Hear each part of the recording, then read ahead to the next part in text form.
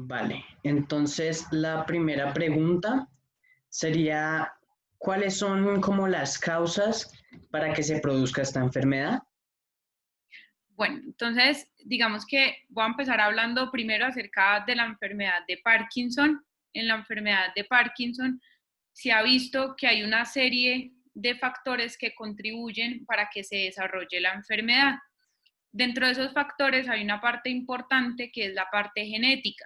Hay individuos que tienen algunas mutaciones en algunos genes que hacen que sean más susceptibles de tener la enfermedad de Parkinson a futuro. Pero no solamente se han dado cuenta que estos genes son importantes para el desarrollo de la enfermedad. Como tú bien lo dices en la investigación, la contaminación puede contribuir para que se desarrolle la enfermedad. Entonces, de esta manera se ha visto que, por ejemplo, el uso de pesticidas, la intoxicación con monóxido de carbono, de metales pesados, por ejemplo, el cobre, el plomo, el manganeso, pueden ser causantes de la enfermedad de Parkinson. Entonces, es una serie de factores, tanto lo genético como lo ambiental, que se encargan de producir la enfermedad de Parkinson más adelante. Respecto a la enfermedad de Alzheimer, lo mismo, la genética juega un papel importante. Hay un porcentaje de pacientes que pueden tener un origen genético de la enfermedad de Alzheimer, pero el ambiente también es muy importante. Y en este sentido, los pacientes que, por ejemplo, han tenido enfermedades cerebrovasculares, por ejemplo, infartos en el cerebro, que son hipertensos, que son diabéticos, que tienen mal estilo de vida, por ejemplo, obesidad, poco ejercicio físico, que no tienen un desarrollo constante intelectual, todos esos factores se unen y hacen que la persona más adelante pueda tener un deterioro cognitivo de tipo Alzheimer. Entonces, digamos que esas son, respecto a la etiología de la enfermedad de Parkinson y de Alzheimer, lo que sabemos hasta el momento. No sé si tengas alguna duda al respecto, algún comentario. Eh, pues lo que quiero saber también cómo es, como cuáles son los síntomas que se deben ¿Mm? tener en cuenta como para determinar si una persona padece de estas enfermedades. Ok, entonces en la enfermedad de, primero hablemos de la enfermedad de Parkinson. En la enfermedad de Parkinson es, digamos, es una enfermedad muy bonita en el sentido que nosotros vemos los pacientes afectados de muchas maneras. Lo que todos conocemos y tal vez lo que todos reconocemos de la enfermedad de Parkinson es el temblor. Entonces, el temblor es una característica muy importante de la enfermedad de Parkinson. Entonces, nosotros vemos que el paciente se empieza a quejar de temblor, sobre todo cuando tiene las manos en reposo. Cuando están las manos en reposo, empieza a hacer un temblor que nosotros llamamos cuentamonedas, porque si ustedes lo ven es como de esta manera. Cuando el paciente, por ejemplo, va a hacer alguna actividad, tomar café o comer, el temblor en los primeros estadios de la enfermedad no aparece, es simplemente un temblor de reposo en cuentamonedas, como te estoy diciendo. Además de eso, el paciente empieza a estar mucho más lento. Entonces, esta lentitud la va a manifestar porque, por ejemplo, esos pacientes empiezan a escribir y empiezan a escribir bien y luego, por ejemplo, les ponemos a escribir un párrafo. Entonces, las primeras líneas las escriben con una caligrafía adecuada y a medida que va pasando van escribiendo de una forma más pequeña. Y lo mismo pasa con los movimientos. Entonces, hay algo que les ponemos a hacer en el consultorio y es que hagan este movimiento. Si ustedes ven una persona normal, pues lo puede hacer con gran amplitud y a una buena velocidad. Los pacientes con enfermedad de Parkinson pierden esa habilidad para hacer movimientos amplios y rápidos. Entonces, puede haber los pacientes pueden hacer esto, que son movimientos mucho más lentos, y esa lentitud para hacer las cosas también se puede manifestar al caminar. Por ejemplo, pierden el balanceo normal que tenemos en los brazos, el paciente tiene dificultad para pararse de la silla y hay algo en la cara que nosotros vemos en los pacientes con enfermedad de Parkinson que se llama poker face, que los pacientes se pierde toda la expresión facial y eso también hace parte como de la pérdida de todos esos movimientos que hacen los pacientes. Además de eso, los pacientes con Parkinson están rígidos, entonces ellos empiezan a notar esa rigidez, que la rigidez es un aumento como en el tono de las extremidades y ese aumento del tono los pacientes lo empiezan a notar como dolor, entonces empiezan a referir que tienen dolor en los hombros o en las rodillas y ese dolor es producido por ese aumento del tono. Entonces digamos que esas son las 3 características clínicas típicas que nosotros vemos en los pacientes con enfermedad de Parkinson. A medida que progresa la enfermedad, esos pacientes empiezan a perder la postura, empiezan a tener una postura como inclinada hacia adelante o empiezan a tener una postura inclinada hacia los lados. De hecho, hay un signo muy bonito semiológico que se llama el signo de la Torre de Pisa. No sé si has visto la Torre de Pisa en Italia, que es torcida. Los pacientes con enfermedad de Parkinson también se tuercen de esa manera por todos esos problemas que te estoy mencionando en los movimientos. Pero además de esos síntomas motores, por decirlo así, esos pacientes con enfermedad de Parkinson en etapas tardías pueden sufrir de problemas de memoria, de deterioro cognitivo, tienen problemas de sueño, tienen problemas en el olfato y la pérdida del olfato incluso es uno de los signos que ocurren antes de que aparezcan estos síntomas motores. Esos pacientes también pueden tener estreñimiento, pueden tener otros síntomas psiquiátricos como la pérdida de la empatía con las personas, pueden tener depresión, pueden tener cambios comportamentales, pueden hacer algo que se llama psicosis. La psicosis es como que ven cosas que la demás gente no está viendo, escuchan cosas que la demás gente no está viendo. Entonces son otros signos que pueden aparecer paralelamente a los signos motores que te estaba diciendo y siempre hay que preguntarlos. Y respecto a la enfermedad de Alzheimer, los pacientes con enfermedad de Alzheimer, principalmente la queja, lo primero que ellos van a notar es que se les olvidan los hechos recientes.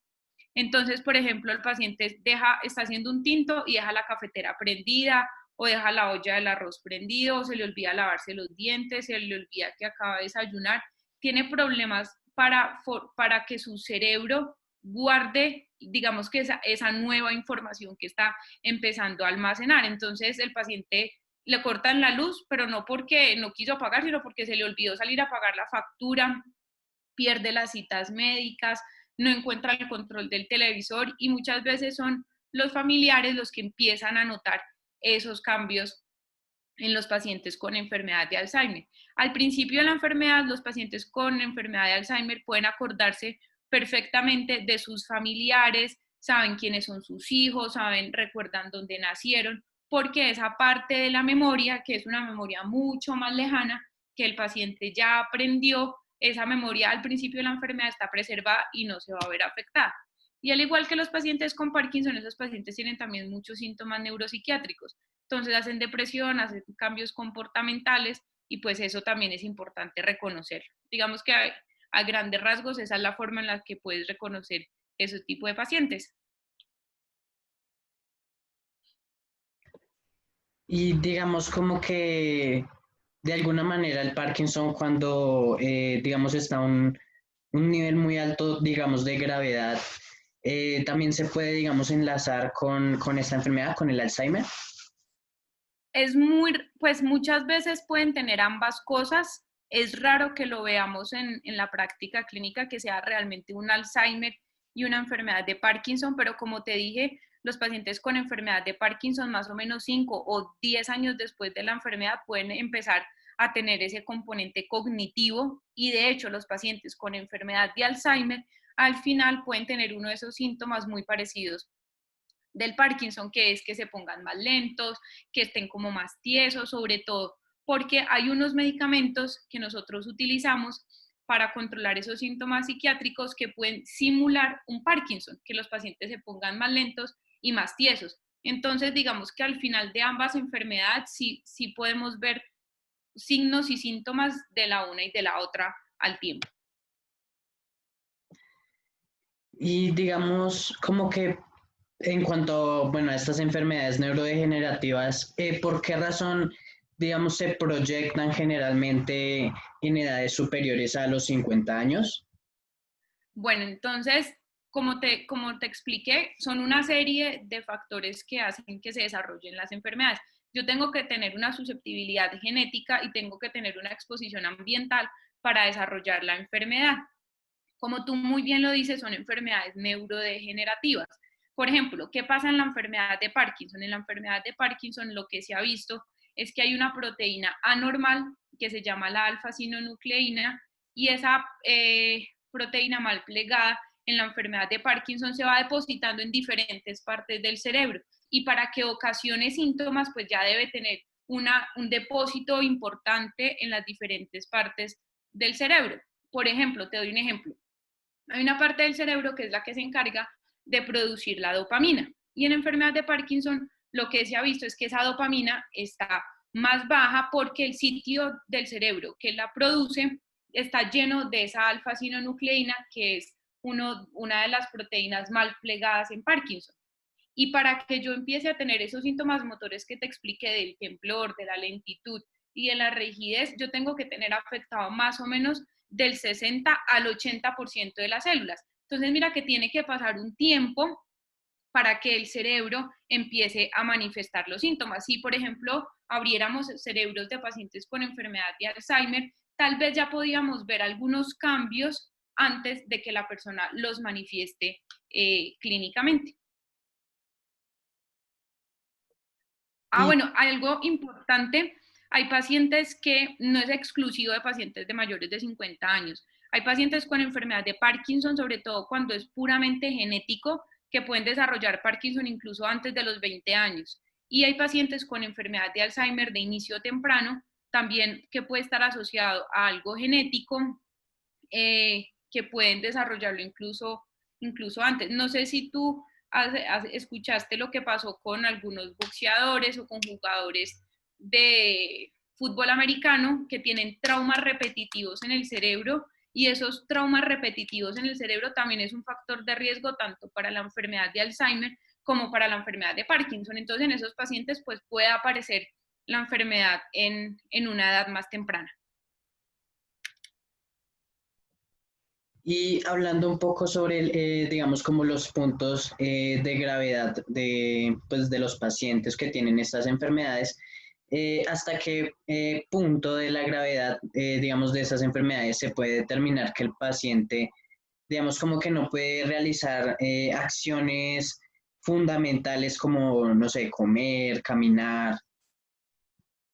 Entonces, mira, en la enfermedad de Alzheimer es una enfermedad que es progresiva y es neurodegenerativa, es decir, a medida que pasan los años se van acumulando esas proteínas anormales y va haciendo que el cerebro cada vez pierda más su función. Y por ejemplo, en la práctica clínica nosotros utilizamos escalas que nos permiten saber qué tan funcional está o no está el paciente. Te doy un ejemplo, en enfermedad de Alzheimer utilizamos una escala que se llama el GDS, que va del 1 al 7. El 1 es el paciente que tiene enfermedad de Alzheimer, sí, pero logra hacer todas sus actividades sin ningún problema. Hasta el 7, que es el paciente que ya necesita ayuda para vestirse, para comer. Esos pacientes al final pueden terminar con sondas en el estómago porque pierden la capacidad de tragar, no pueden vestirse solos, necesitan ayuda para bañarse, para comer, al igual que los pacientes con enfermedad de Parkinson. En los pacientes con enfermedad de Parkinson, más o menos 10 años después de que pasa la enfermedad, hay un porcentaje de pacientes que terminan teniendo un Parkinson avanzado en los cuales los medicamentos que damos para tratar de disminuir los síntomas ya no son suficientes y los pacientes van a tener una dependencia total para sus actividades diarias. Entonces sí ocurre en esas dos enfermedades. Al final de la enfermedad, algunos pacientes sí terminan teniendo esos problemas que tú mencionas. Y siguiendo, pues, hablando de los tratamientos, pues, hablando de los tratamientos de estas enfermedades, digamos, como que los tratamientos pueden llegar a variar dependiendo del estado de gravedad de la enfermedad. Sí, entonces, por ejemplo, en enfermedad de Parkinson tenemos muchas más opciones que en enfermedad de Alzheimer.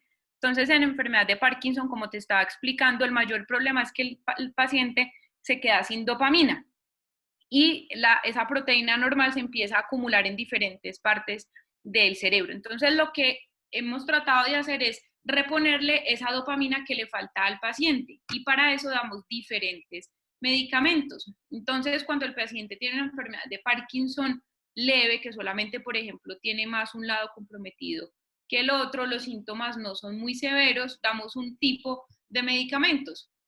E incluso se dan medicamentos que no son la dopamina como tal, sino que son medicamentos que inhiben o impiden que esa dopamina se degrade rápidamente. Y a medida que empiezan a progresar los síntomas, ya damos medicamentos que sí realmente es el reemplazo de la dopamina. Me imagino que habrás escuchado la levodopa que se le da, que es el tratamiento, uno de los pilares del tratamiento de la enfermedad de Parkinson, pero en estadios leves podemos dar otros como te estaba explicando. Hay otros estadios más avanzados de la enfermedad donde el paciente probablemente ya va a necesitar es una cirugía, ¿sí? Eso, para hacer cirugías en enfermedad de Parkinson debemos esperar al menos 5 años de enfermedad, sobre todo para estar seguros que el paciente sí tiene una enfermedad de Parkinson, porque hay otras enfermedades neurodegenerativas que se parecen al Parkinson y no van a responder también a la cirugía, pues porque son otra entidad. Entonces, la cirugía también puede ser una opción en pacientes que tienen Parkinson avanzado. En enfermedad de Parkinson también avanzado y severo, podemos poner unas bombas con inyecciones que se llaman las bombas de apomorfina, que son como infusiones constantes de análogos de la dopamina. Entonces, en enfermedad de Parkinson sí varía mucho según la gravedad de los síntomas, los tratamientos que vamos a dar. Es más, un paciente con una enfermedad de Parkinson leve puede tener solamente un medicamento versus un paciente que tiene una enfermedad de Parkinson avanzada, que tiene muchos síntomas, puede terminar con 3, 4 o 5 medicamentos para tratar de controlar todos estos síntomas. Y para la enfermedad de Alzheimer, desafortunadamente no han habido muchos avances respecto al tratamiento de esta enfermedad y utilizamos dos grupos grandes de medicamentos. Unos que se llaman los inhibidores de la acetilcolinesterasa y otros que se llaman los inhibidores de los receptores NMDA. No tenemos más opciones. Ahora, dentro de cada grupo, dentro de los inhibidores de la acetilcolinesterasa, por ejemplo, están los parches de ribastigmina, que tal vez es lo que más han escuchado que se utiliza para esos pacientes. En los pacientes que tienen un deterioro leve, enfermedad de Alzheimer leve, empezamos tratándolos con los inhibidores de la acetilcolinesterasa, por ejemplo, con ese parche. Y a medida que avanza la enfermedad o pacientes que tienen una enfermedad de Alzheimer más severa, podemos utilizar los otros tratamientos que son, por ejemplo, la memantina. ¿Listo? Y al final de la enfermedad, cuando el paciente ya tiene muchos síntomas, pues incluso se pueden mezclar los dos tratamientos. Vale, y de acuerdo a estos tratamientos, como ¿cuáles serían, digamos, los tratamientos más viables, más indicados, o digamos que se puede evidenciar que puedan ser más efectivos a la hora de aplicarlos en una persona pues con estas enfermedades?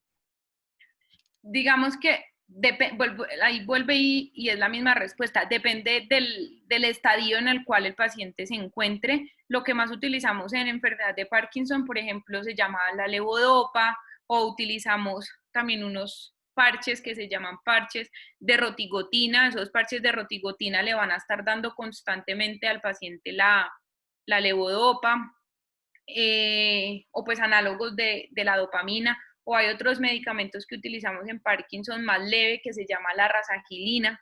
Pacientes con enfermedades ya muy avanzadas se puede utilizar lo que te estaba explicando de la bomba de apomorfina, o la cirugía. Incluso están desarrollando una dopamina que llega directamente al duodeno y para que se evite todo ese paso de absorción desde la vía oral hacia el intestino. Entonces, digamos que la respuesta ahí es difícil porque depende y hay que individualizar al paciente, pero sí para que sepas que para Parkinson tenemos muchas opciones farmacológicas y que lo que queremos hacer con esas ayudas farmacológicas es tratar de restituir esa dopamina que le hace falta al paciente. Entonces lo hacemos directamente dando la dopamina, por ejemplo, con la levodopa o con estos parches de rotigotina, que son análogos de la dopamina, o utilizando medicamentos que inhiben el metabolismo o inhiben la eliminación de la dopamina en el sistema nervioso central, como por ejemplo es la rasagilina. Y para la enfermedad de Alzheimer sí solo tenemos esas dos opciones que te dije. Si es leve, utilizamos, por ejemplo, los parches de ribastigmina, y si es un poco más moderado o severo, podemos irnos hacia el otro lado, que es la memantina. Y ya hablando un poco, digamos, como entre el cuidador y pues el paciente, digamos, ¿cuáles son los cuidados fundamentales a tener en cuenta para, digamos, atender las necesidades de los pacientes con Alzheimer y Parkinson? Bueno, entonces para ambos siempre hay que preguntarle al cuidador cómo está comiendo el paciente, o preguntarle si se está atorando, porque esos pacientes al final de la enfermedad pueden tener trastornos de la deglución. Entonces, si están teniendo trastornos de la deglución, tenemos que dar una dieta acorde a el trastorno de la deglución que tengan. Eso es algo muy importante que hay que preguntarle al cuidador. Lo otro que le debemos preguntar a los cuidadores es si están teniendo cambios comportamentales. En ambas enfermedades los pacientes pueden tener estos síntomas de depresión, de falta de ganas de hacer las cosas, pueden tener también trastornos del sueño, no duermen nada en la noche y en el día están durmiendo todo el día, entonces hacen una inversión del sueño, y eso también es importante corregirlo en ese momento también, si tienen o no tienen control de los esfínteres, porque en enfermedades, en las partes avanzadas, tanto de la enfermedad de Parkinson como de Alzheimer, los pacientes pueden perder el control de los esfínteres. Entonces, ver si necesitan otros dispositivos o, por ejemplo, pañales. Preguntar siempre por caídas. Los pacientes con enfermedad de Parkinson, por esos síntomas motores, se pueden caer, se pueden tropezar. Entonces, muchas veces van a necesitar un soporte o una ayuda para que lo puedan hacer. Básicamente es como eso lo que de las cosas que el cuidador debe tener en mente a la hora de enfrentarse con estos pacientes. Y digamos como que la empatía entre el cuidador y el paciente, digamos, se puede ver afectada o puede verse implicada en la gravedad de estas enfermedades. No, no entendí bien la pregunta. Digamos, sí, la empatía o como la conexión entre las dos personas puede, digamos, implicar en la enfermedad.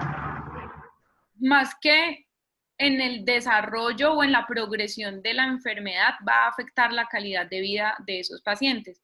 Como les estaba diciendo, los pacientes con enfermedad de Parkinson y enfermedad de Alzheimer, ambos pueden tener problemas psiquiátricos, es decir, depresión, pueden tener alucinaciones visuales o auditivas, pueden estar mucho más irritables, pueden estar más agresivos, y si no tienen empatía y no tienen una buena relación con su cuidador, pues eso va a exacerbar esos síntomas psiquiátricos, y más que su enfermedad vaya a progresar, pues esos síntomas psiquiátricos o incluso los síntomas motores también se pueden ver mucho más acentuados, se pueden afectar mucho más. Entonces sí es fundamental que el paciente tenga una muy buena relación con su cuidador, pues para evitar que se desencadenen todos estos otros síntomas.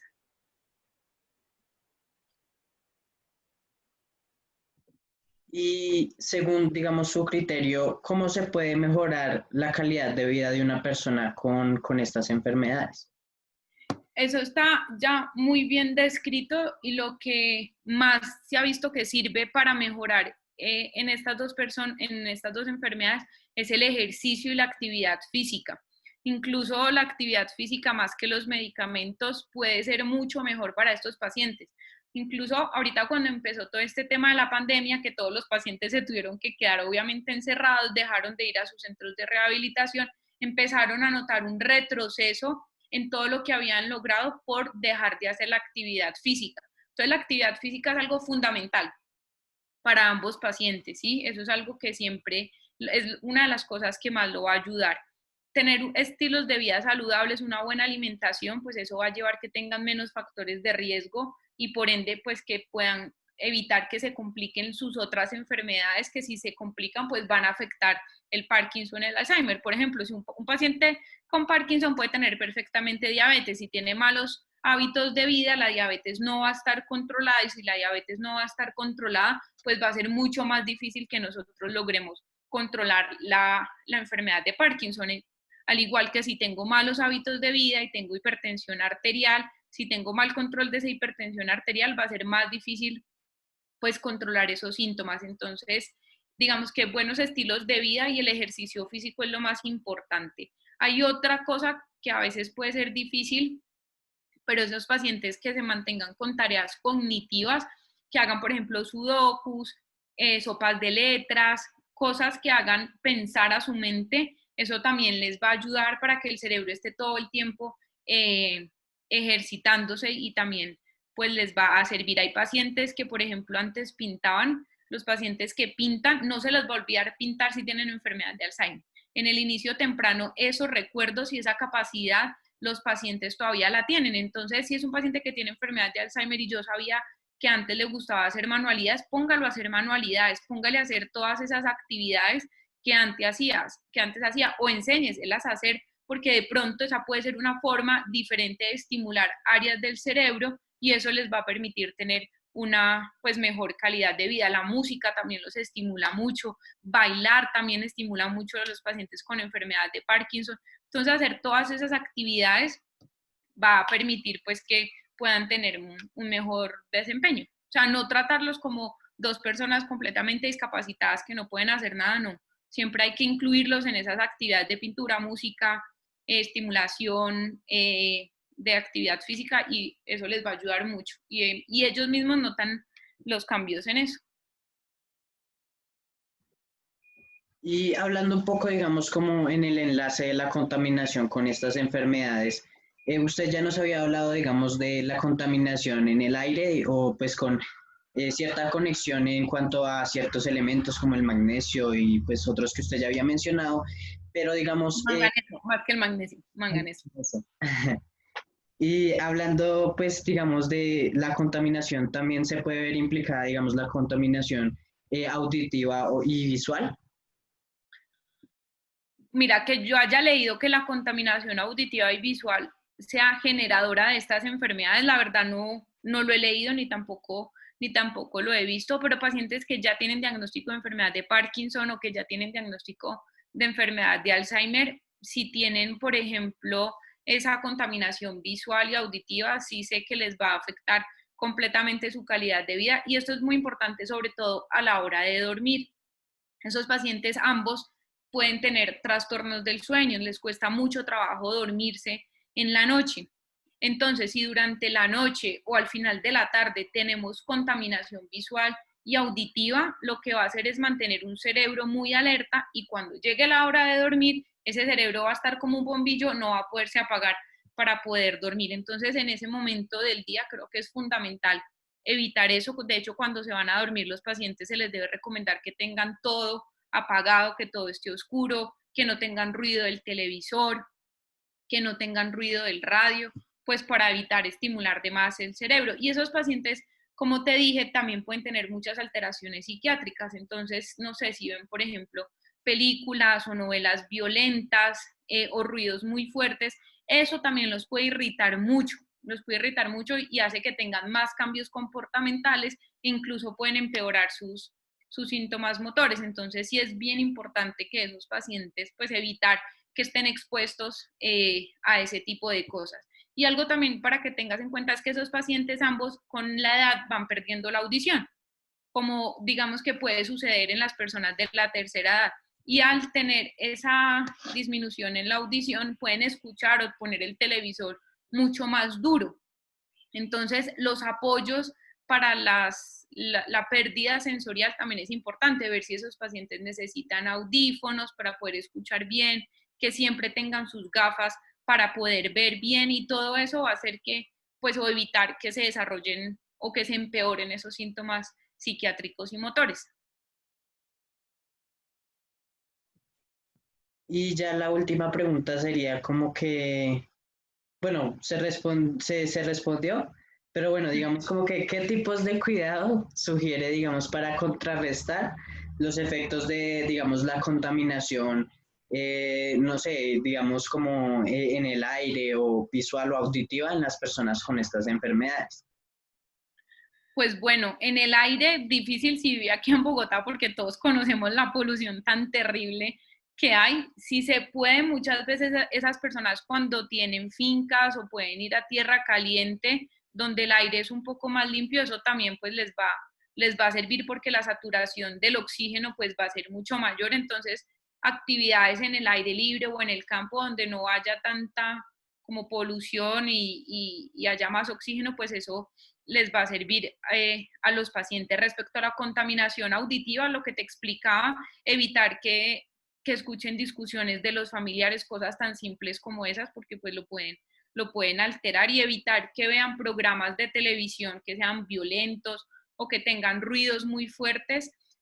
De hecho, por ejemplo, hay pacientes con enfermedad de Alzheimer que además de la pérdida de la memoria pueden convulsionar, y el televisor cuando hace cambios de luces o hay mucha fotoestimulación, esa fotoestimulación o ese estímulo visual repetitivo puede desencadenar las convulsiones. Entonces también debemos evitar que el paciente esté expuesto a una pantalla de televisor donde veamos cambios rápidos como de fotoestimulación o cosas violentas. Eso también los va, digamos que, a alterar. Y a la hora de dormir, lo que les explicaba, que tengan todo completamente apagado, televisor, radio, el ruido con las demás personas que viven. Y promover siempre la actividad física, eso les va a ayudar un montón, y estilo de vida saludable. Creo que es una de las cosas más importantes. Algo que es muy fácil y a veces ni siquiera se les explica a los pacientes. Listo, esas serían todas las preguntas. Muchísimas gracias pues por haberme colaborado, digamos, como en esta etapa de investigación, y pues sí, agradecerle por haber hecho posible esta entrevista. Listo, no, con mucho gusto. Si necesitas algo más, me avisas y en lo que te pueda colaborar, con mucho gusto, y espero que te salga súper bien el proyecto. Cuando lo tengas listo, me lo muestras. Claro que sí. Muchísimas gracias. Listo. Y felicitaciones también por esa iniciativa. Gracias. Chao, que Muchas estén bien. gracias, doctora Mariana. Que tenga buena tarde. Gracias, lo mismo para ustedes.